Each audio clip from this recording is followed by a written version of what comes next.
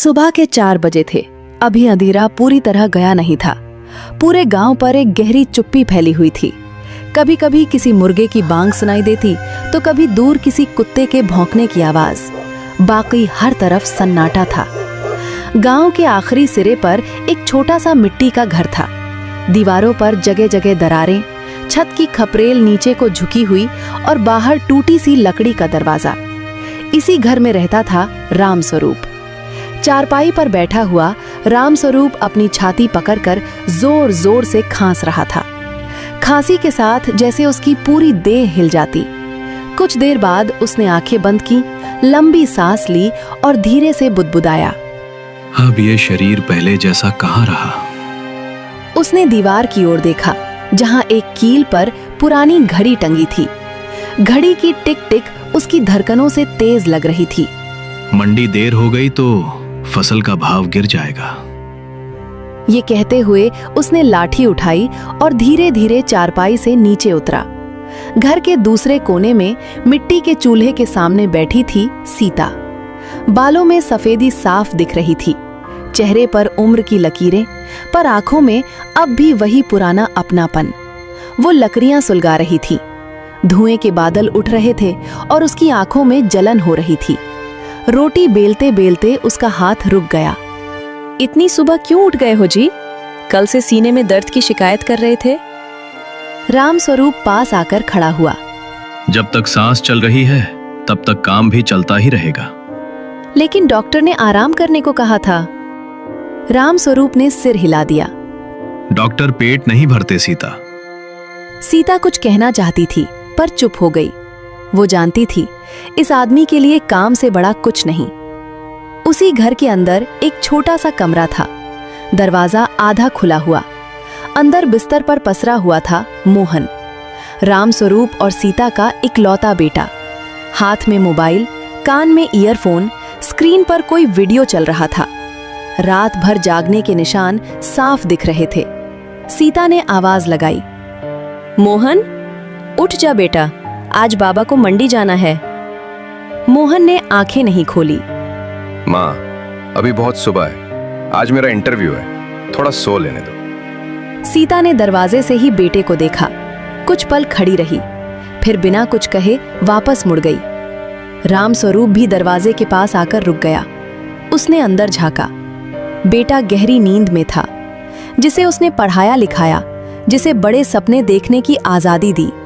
उसने धीमी आवाज में कहा, अगर तू थोड़ा साथ दे देता मोहन। मोहन अचानक झुंझला कर उठा। हर समय यही बात, खेत, मंडी, पैसा, मेरी जिंदगी भी तो है बाबा। उसकी आवाज घर की दीवारों से टकराकर लौट आई। कुछ पल का सन्नाटा। सीता ने रामस्वरूप की ओर देखा। रामस्वरूप ने कुछ नहीं कहा, बस अपनी आंखें झुका ली। ये उसकी पहली खामोश चोट थी। रामस्वरूप ने जूते पहने, लाठी उठाई, बिना किसी शोर के बाहर निकल आया। बैलगाड़ी पहले से तैयार खड़ी थी। बैलों की सांस से भाप निकल रही थी। सीता दरवाजे पर आकर खड़ी हो गई। दोपहर से पहले लौट आना जी। रामस्वरूप ने सिर हिलाया। उसकी आंखों में कुछ कहने की चाह थी, पर शब्द नहीं। उसने बैलगाड़ी आगे बढ़ा दी। धीरे धीरे गांव जागने लगा। कुछ लोग अपने घरों से निकलने लगे। रामस्वरूप बैलगाड़ी चलाता हुआ जा रहा था। एक पड़ोसी ने आवाज दी, अरे रामू भैया, आज मोहन नहीं आया। रामस्वरूप ने हल्की मुस्कान दी। आज उसका जरूरी काम है। ये कहते हुए उसने नजर फेर ली। सच ये था, उस मुस्कान के पीछे बहुत कुछ दबा हुआ था। उधर मोहन तैयार होकर बस स्टैंड पहुंचा। नई शर्ट, साफ जूते, चेहरे पर आत्मविश्वास। बस में बैठते हुए उसने दोस्त को कॉल किया। आज अगर नौकरी पक्की हो गई तो गांव से हमेशा के लिए निकल जाऊंगा यार। गांव में रहकर कुछ नहीं होता भाई। मोहन ने खिड़की से बाहर देखा। पीछे छूटता हुआ गांव, पीछे छूटता हुआ घर। उसे लगा वो किसी बंधन से मुक्त हो रहा है। दोपहर होते होते रामस्वरूप मंडी पहुंच चुका था। भीड़, शोर, गाली गलौच, भावतोल। उसने भारी बोरी उतारते हुए एक पल को छाती पकड़ी। बस थोड़ा सा अब आराम कर लूंगा। लेकिन आराम कहाँ? एक व्यापारी बोला, आज भाव गिरा हुआ है, अगर बेचना है तो अभी बेचो। रामस्वरूप जानता था अगर आज नहीं बेचा तो कल और नुकसान होगा। उसने सिर झुका लिया। बोरी उठाते समय उसका पैर फिसल गया, धड़ाम से नीचे गिर पड़ा। भीड़ एक पल को रुकी, फिर हर कोई अपने काम में लग गया। 2-4 लोग उठाने आए। बाबा, अब ज्यादा काम मत करो। रामस्वरूप ने कुछ नहीं कहा, बस धीरे धीरे उठा। आज उसकी आत्मा भी गिर पड़ी थी। शाम ढल रही थी, गांव में लैंप जलने लगे थे। सीता दरवाजे पर बैठी इंतजार कर रही थी, हर आहट पर उठ जाती। आज कुछ देर हो गई। उसे न जाने क्यों मन में अजीब सी घबराहट हो रही थी।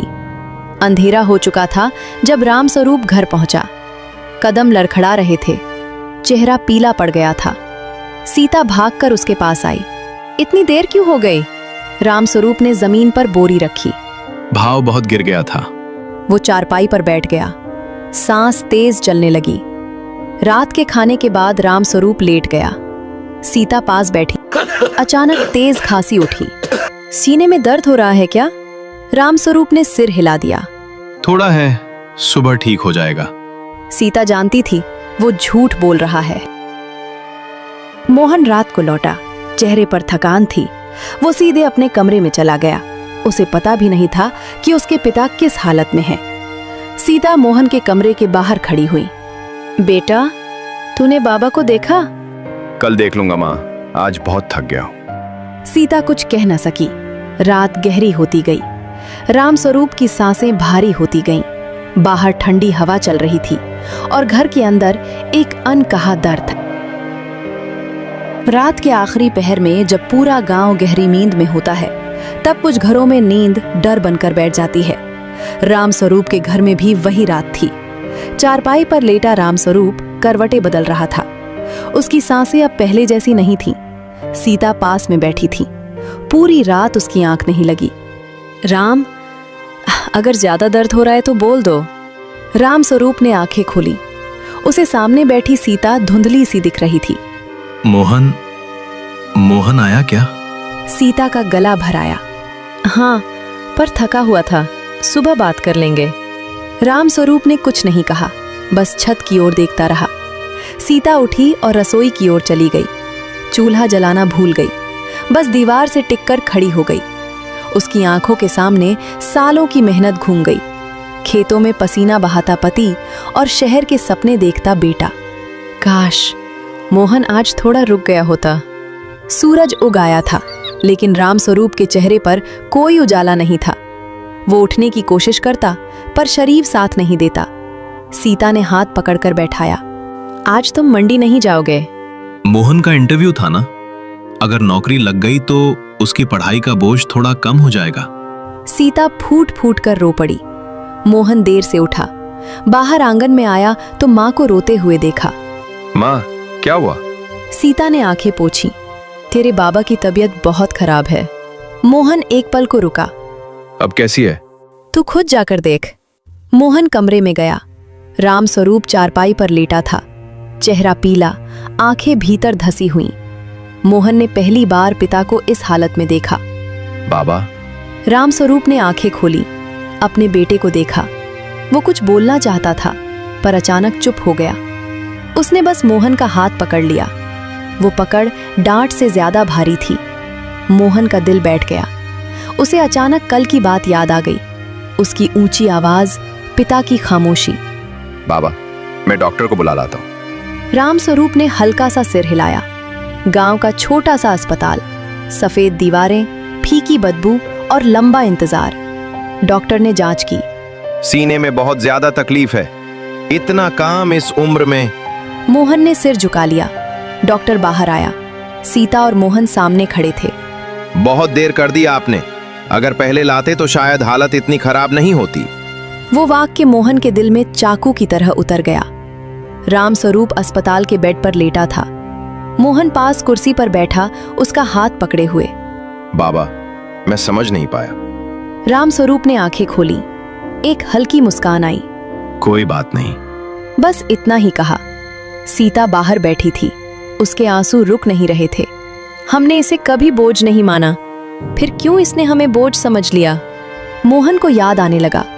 छोटी उम्र में स्कूल छोड़कर पिता का खेत में काम करना, फीस के लिए साहूकार से उधार और अपनी हर जिद पर पिता का सिर झुकाना। हर याद एक चोट बनकर उतर रही थी। रात को अस्पताल में लाइटें बुझा दी गईं। सिर्फ एक पीली सी ट्यूबलाइट जल रही थी।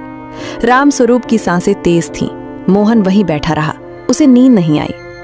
मोहन ने पिता के कान के पास झुककर कहा, अगर मुझे माफ कर सको तो कर देना बाबा। रामस्वरूप ने आंखें खोली और कुछ सेकंड तक बेटे को देखा। फिर उसने आंखें बंद कर ली। सुबह डॉक्टर आया। अब जो होगा भगवान के हाथ में है। सीता ने दीवार पकड़ ली। दोपहर के समय रामस्वरूप को होश आया। मोहन पास था। बाबा कुछ बोलो। रामस्वरूप चुप रहा। वो दिन था जब पिता ने सच में बोलना छोड़ दिया। रामस्वरूप के भीतर दो जंग चल रही थीं, एक शरीर की, एक दिल की, पर दोनों में वो हार रहा था। सीता को लग रहा था सब उसकी गलती है। अगर जिद कर लेती, अगर पहले अस्पताल ले आती। मोहन बाहर बैठा दीवार से सिर टेक लगाए था। अब शहर उसे याद नहीं आ रहा था। अब नौकरी उसे जरूरी नहीं लग रही थी। अब बस वो एक आवाज सुनना चाहता था, बेटा। शाम ढल रही थी। आसमान लाल हो गया था। रामस्वरूप की सांसें धीमी होने लगी। डॉक्टर अंदर आया। मोहन और सीता दोनों पास खड़े थे। रामस्वरूप ने आंखें खोली। उसकी नजर सीता पर गई, फिर मोहन पर। उसने कुछ कहना चाहा, पर आवाज नहीं निकली। बस मोहन का हाथ पकड़ा। एक लंबी सांस और फिर सन्नाटा। डॉक्टर ने सिर झुका दिया। सीता की चीख अस्पताल की दीवारों से टकराई। मोहन वहीं बैठ गया, जैसे कोई वजन उसके ऊपर गिर पड़ा हो। रामस्वरूप चला गया, बिना शिकायत, बिना मांग, बिना बदला, और पीछे छोड़ गया एक ऐसी चुप्पी जो जिंदगी भर गूंजने वाली थी। वो सुबह साधारण नहीं थी। वो सुबह हमेशा के लिए अलग थी। सूरज निकला, पक्षी बोले, लेकिन रामस्वरूप के घर में कोई आवाज नहीं थी। घर के आंगन में वो चारपाई पड़ी थी, जिस पर अब कोई नहीं था। सीता जमीन पर बैठी थी, सिर घुटनों में दबाए हुए। मोहन एक कोने में खड़ा था।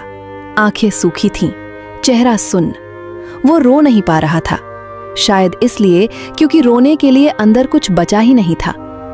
खबर धीरे धीरे पूरे गांव में फैल गई। कोई बोला, बेचारा रामू। कोई बोला, बहुत मेहनती आदमी था।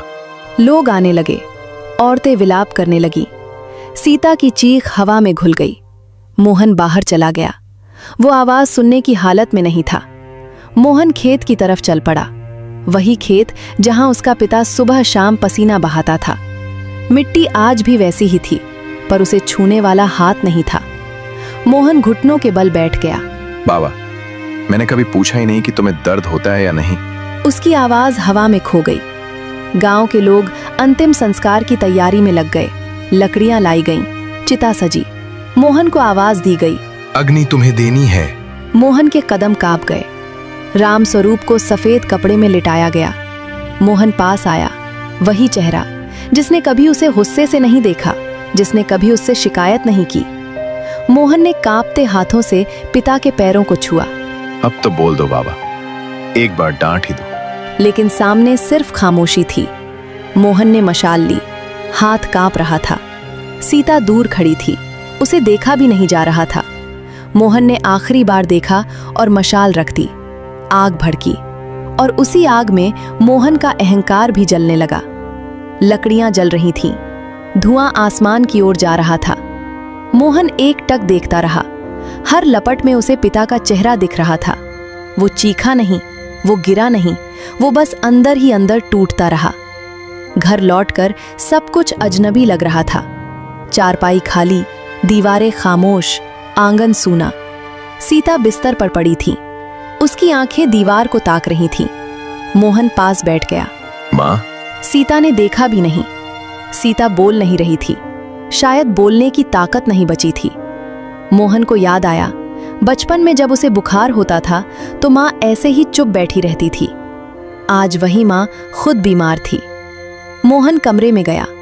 दीवार से टंगी पिता की लाठी, कोने में रखा पुराना गमछा और एक लोहे की पेटी।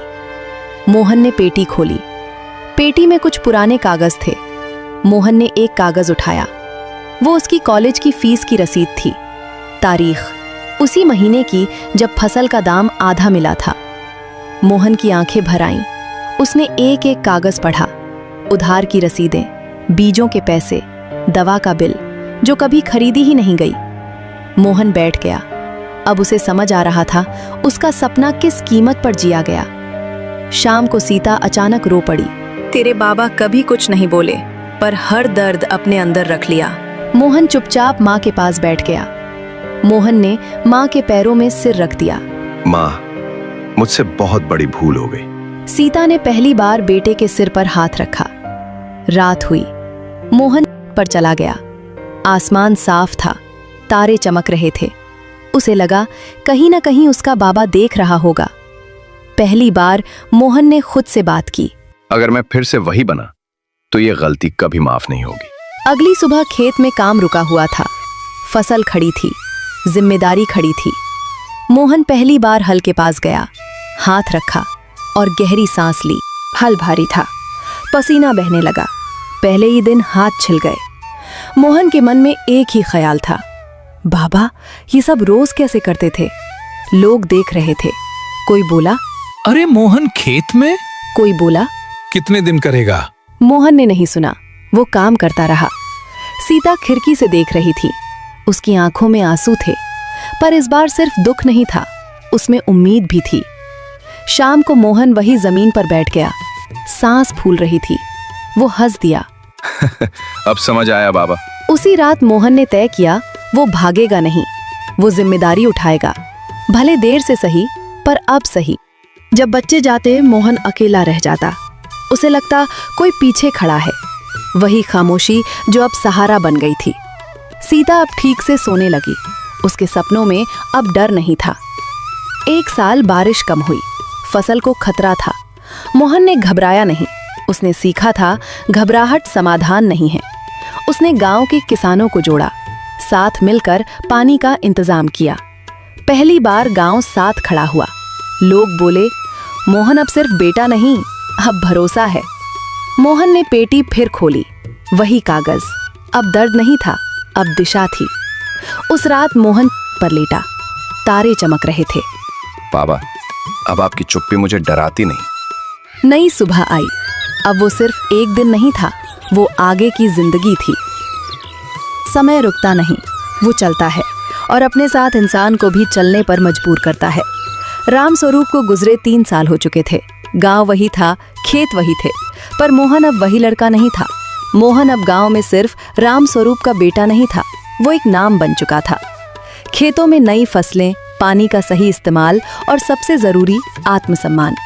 उसके कपड़े साधारण थे, पर चाल में भरोसा था। सीता आंगन में बैठी अनाज साफ कर रही थी। चेहरे पर उम्र थी, पर आंखों में शांति। मोहन पास आकर बैठा। माँ, थक तो नहीं जाती? सीता ने बेटे को देखा। अब थकान बोझ नहीं लगती बेटा। घर अभी भी मिट्टी का था। मोहन ने उसे पक्का नहीं कराया, क्योंकि ये घर उसे उसकी औकात याद दिलाता था। दरवाजे पर वही लकड़ी, छत पर वही खपरेल, पर घर के अंदर अब डर नहीं था। हर शाम गांव के बच्चे इकट्ठा होते। मोहन पढ़ाता नहीं था, वो रास्ता दिखाता था। बड़ा बनने का मतलब शहर जाना नहीं होता, समझदार बनना होता है। बच्चे सुनते थे। मोहन ने दीवार पर पिता की एक तस्वीर लगाई थी।